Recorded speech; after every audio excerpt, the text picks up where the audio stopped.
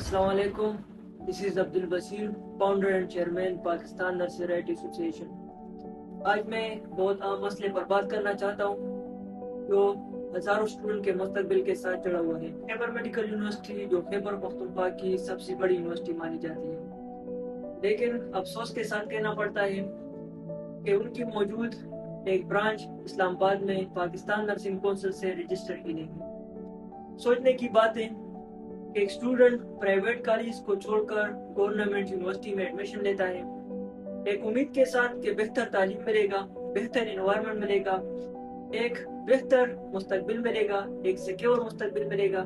لیکن سالوں کی محنت, ہزاروں اور لاکھوں کی فیس ادا کرنے کے بعد پتہ چلتا ہے کہ یونیورسٹی پاکستان نرسنگ کونسل سے رجسٹر ہی نہیں. اب سوال یہ پیدا ہوتا ہے کہ اسٹوڈنٹ بیچارے کہاں جائیں گے, کس سے سوال کریں گے, کس سے انصاف مانگیں گے, اور کون ذمہ دار ہوں گے ان کے مستقبل کے. اسٹوڈنٹ بیچارے پڑھائی کریں گے یا اپنے حقوق کے لیے سڑکوں پر بیٹھیں گے؟ یہ ہمارے تعلیمی نظام کے اوپر ایک سوالیہ نشان ہے.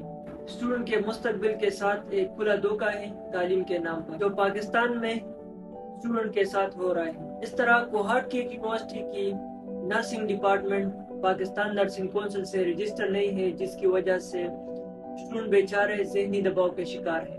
جتنے بھی متاثرہ اسٹوڈنٹ ہیں, میں ان کو پیغام دینا چاہتا ہوں کہ آپ اکیلے نہیں ہیں. پاکستان نرسری رائٹ ایسوسیشن آپ کے ساتھ شانہ بشانہ کھڑی ہے. ہم متعلقہ اداروں سے امید رکھتے ہیں کہ وہ جلد از جلد اسٹوڈنٹ کا مسئلہ حل کریں گے. اگر حل نہیں ہوتا تو ہم پھر متعلقہ اداروں کے سامنے احتجاج کریں گے اور بیٹھیں گے جب تک یہ مسئلہ حل نہیں ہوتا.